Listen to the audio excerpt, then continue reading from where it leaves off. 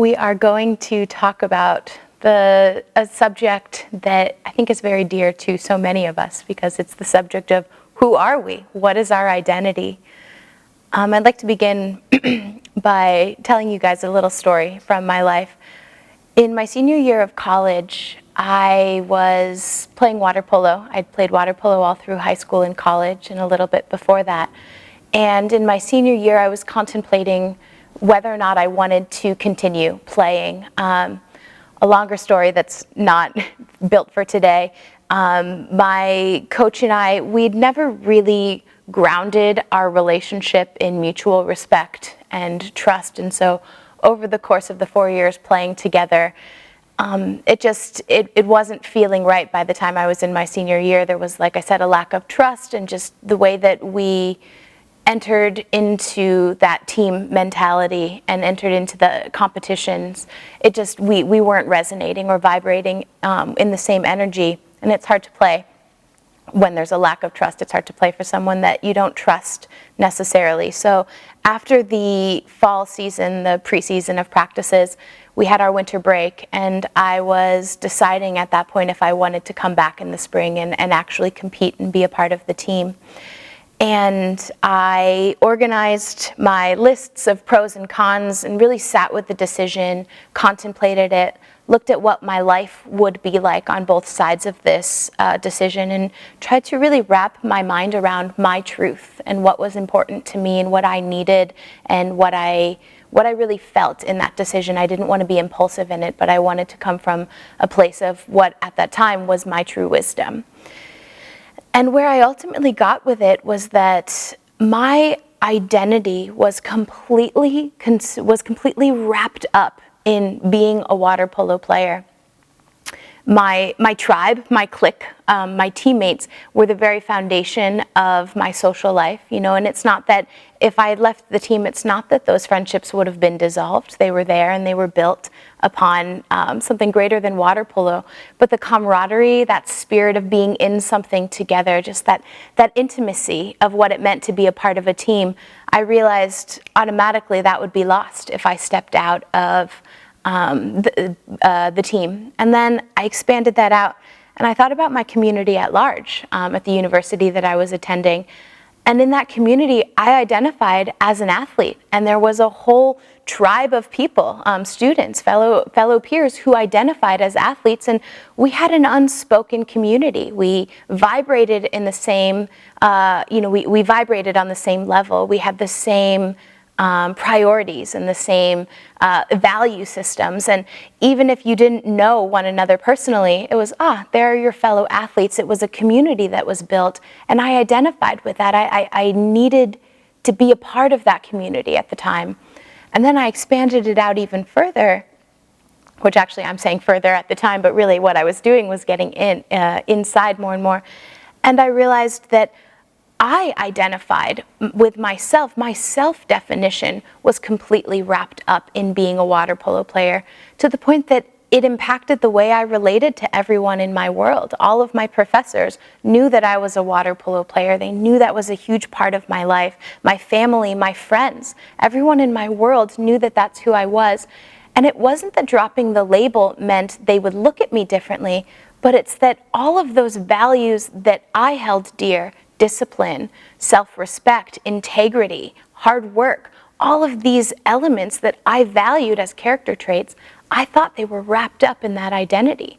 So I got to the point in contemplating all of this where I realized I couldn't quite let go of that identity yet. It wasn't time for me to step away from the team, and that it was better to come in and really have to work hard at building a relationship of respect and trust with my coach than having to redefine who I was at that time. Think of it as, our identities in the world, and the way we've been taught to relate to our identities, they're very fragile. Think of it as a house of cards, and we're building, just card after card, we're building up this platform, this edifice of who we are in terms of our identities. And there are those superficial identities that we can place on the top. I like Chinese food, or I like pizza. We can take those off the top, and the rest of it won't come crumbling down. But what I realized in contemplation of whether or not I should leave the team in my senior year, was that card, that identity card of being a water polo player, was foundational. It was right there on the very bottom of that house, that deck of cards, that house of cards that I had built. And the risk of pulling it was too great, because I knew that if I pulled that card, the entire house would come falling down. And at the time, I didn't know what would be left. If that house of cards came tumbling down, what would be there? Would I be left standing? What would be around me in that destruction? I didn't know, and I couldn't take the risk. So I chose to play water polo, and I loved it and had a wonderful senior year. The story ended well for me in that case. But what I want to focus on is our relationship to identity. You know, in our current culture, the proclivity to define ourselves and then subsequently to define the other people in our lives by our identifiers is widespread. We see it everywhere in media. We see it in our relationships. It's become foundational in who we are, to relate to the world by our identifiers. This is what mass culture is doing in our current society. I think about it, you know, if we just look at news and news reports, we can see the stories, that we can see that the habit to name, to group, to define is pervasive. You know, if we think about whether it's the positives or the negatives, news reports, journalistic reports of oppressed marginalized communities and what that looks like and the struggles that are present there, or the other side of it through stories and memoirs, glorifying people who are owning their identity, reclaiming their identity, and thriving in the midst of it, the impulse to define and relate to the world based on these identifiers is so strong. And it's what so many of us are taught to do. The world, our current culture, is built upon this consumer-based cycle where we think that what we have, what we are getting, what we need is defining who we are. And it continues to pull us and draw us further and further out until we realize that our happiness is being defined by things that are so far outside of ourselves. We've forgotten to look at where true happiness comes from. And the further away that we are from owning and knowing who we truly are, the less we're able to find that happiness and hold on to it for ourselves. I think about it in the sense that when we are when we are sharing our identities in the world, I think about identity as a piece of clothing, and currently what it feels like is that our culture is defining these groups, that we're finding our tribes. So to finish that thought, I didn't quite finish that thought, the further out we are in relating to our happiness, the more this sense of loneliness, the sense of separateness gets integrated into our culture. And we begin, the more we feel alone, the more that we want to hunker down and find the people that are just like us and feel safe and feel protected in these little groupings, in these tribes that are based on what is actually a superficial identifier. It can be something as superficial as the music that we listen to, or the food that we like to eat, or the activities that we like to do in the world. I think about groups like meetups and things like that, and none of them are wrong. I mean, it's beautiful to find a meetup group and go on a hike together or listen to music together. But if we claim that as our identity and we ground ourselves in it, like I did as a water polo player, if it's taken away from us, we run the risk of feeling like all that we have is collapsing. And I think about these identities as garbs of clothing. So if I'm wearing a garment, if I'm wearing a purple shirt today, and that I'm identifying and grouping myself based on the color of that shirt, right? Based on the music that I like, or the food that I'm eating, or the activity that I like to that I like to engage in. Today I'm wearing a purple shirt, so today I'm in this group. But what if tomorrow I put on a green shirt? Now I'm over here in this group. Or what if next week I'm wearing a yellow shirt? And then we start to learn and we train ourselves, well, I like the yellow shirt group. Let me wear a yellow shirt every day so I can be a part of that group. And suddenly we begin to change and shift and transform to try and fit into what our society is expecting us to be or asking us to be. And the question that we can pose to ourselves, and that Swami Kriyananda and Paramahansa Yogananda pose to us as self-realizationists, as spiritual seekers on the path of self-realization, is there another way that we can live? Is there another way that we can relate to the world? Do we have to identify ourselves based on our purple shirts and our red shirts? And again, I'm using this as a superficial example because it doesn't matter what that identifier is that you're placing in.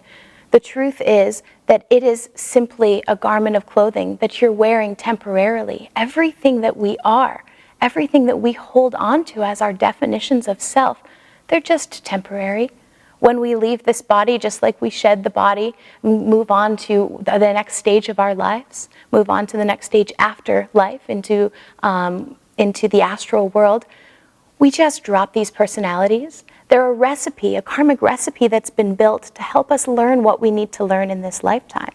And those identifiers, though vastly important to some of us as we're relating to the world, they're just garments that we shed, that we get to take off at the end of our lives, at the end of our days.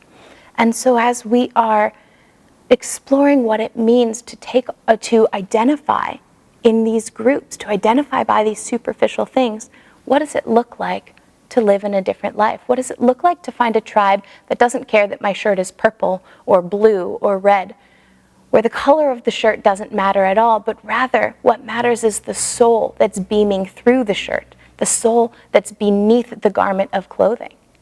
Is there a way that we can actually begin to relate to the world by those qualities that exist on a soul level rather than the superficial? So that I can say, I am not a teacher, I am not a daughter, I am not a mother, I am not a father, whatever it may be. I am not a lover of Chinese food, I am not a lover of hiking, I am not a sailor. Whatever those superficial definitions are, can we shed them easily and find that space of stillness that exists beneath them? What if we moved even more intimately or intricately into those self-definitions? What if we contemplated what it meant to say, I am not a gender, I am not a race or an ethnicity, I am not my sexual orientation, I am not my ideologies, my political values. I am a child of God. I am a child of the infinite. And all of these self-definitions that the world has taught us to hold, what does it look like to live in freedom from each one of them? To find a place where we're building our tribes, our communities, beyond those self-identifiers. This is the root of what we're doing when we join the spiritual path. Every day when we enter into meditation, as we still our mind and allow our breath to flow up and down the spine, we're removing ourselves from the contexts of the outside world. We're removing ourselves from the context of those identifiers, so that we don't have to live in that cycle that's always pulling us further and further outward, that we can choose, instead of grouping and defining ourselves based on our aesthetics, based on our ideologies, that we can break free of that cycle and we can define ourselves as children of God. We can define ourselves beyond the circumstances of this world. Paramahansa Yogananda's chant, I am He. I don't know if that's the title, but many of you will know it. It harkens directly to this conversation that we're having today. No birth, no death, no caste have I, shedding everything that we know. Father, mother have I none. I am He, blessed Spirit, I am He. I have to sing the whole thing. Mind nor intellect nor ego feeling. Sky nor earth nor metals am I. Throughout this list, what Paramahansa Yogananda is offering to each one of us is that ability to shed those things that are so fundamental to our self-definitions. Mother, father, have I none. We are not the people that we came from. We are not the ethnicities and the races and the genders that have been assigned to us at birth. We're putting on these garbs of clothing in order to learn the lessons that we have to learn in this world. But we have the freedom and the ability to rise above each of those circumstances and to identify with who we are at the core. Children of God. Doesn't matter what color your shirt is. It doesn't matter what gender you are. It doesn't matter what profession you have. It doesn't matter how much money you make. All of these things are circumstantial, and they can be taken away, and they will be taken away upon our death. But the one thing that we have to always hold on to is the truth of who we are. Children of the infinite. Who are we really? Children of God in every single moment. The soul can never be tarnished by that which is outside. How do we build this? What does this look like? Paramahansa Yogananda advocated for world brotherhood colonies, communities of people that can come together and that can celebrate the best in one another, that can support one another, a group of souls that can come together and support our true reality and support one another on our journeys home. And last night when I was reading a little bit about World Brotherhood colonies and things that Swami Kriyananda and Paramahansa Yogananda had written and spoken about them, I found a beautiful metaphor that Paramahansa Yogananda used. He said that devotees are like saplings, and when a sapling is first planted into the ground, there is often a barrier, a protective barrier that's placed around them to keep it from being destroyed or broken or eaten by animals or any of the things that can happen to it, because it's delicate. But over time, as its roots and as it grows in its strength, those protective barriers are no longer needed. They can shed the protective barriers and they become a strong, powerful presence. And as I said, the simile that he created here is that devotees are just like those saplings, that when we first enter upon the spiritual path, when we first turn away from the world of self-definitions and self-identifiers, we're just like those delicate little saplings. And the protective barrier of a spiritual community, of a group of like-minded people who are coming together and always holding us as our true selves, always holding us as a soul, no matter the personality, no matter the mistakes or the triumphs that we have, no matter the gender, the race, the ethnicity, none of these definitions matter. You come and you are a soul. You can be wearing a purple shirt, a red shirt, an orange shirt. Doesn't matter. What we see in one another is the soul beneath the garb. Who you are in your personality is one of the least important parts of you. Who you are in your soul, the energy that you share, the love and the compassion that you have as a child of God, these are the qualities that matter. And just like this little sapling that's being protected by the bulwark of whatever it may be, hedges, bushes, anything that's protecting it, spiritual community can come together and can help us to protect ourselves from those inclinations to be drawn out into the world, from those inclinations to define ourselves as something other than a child of God.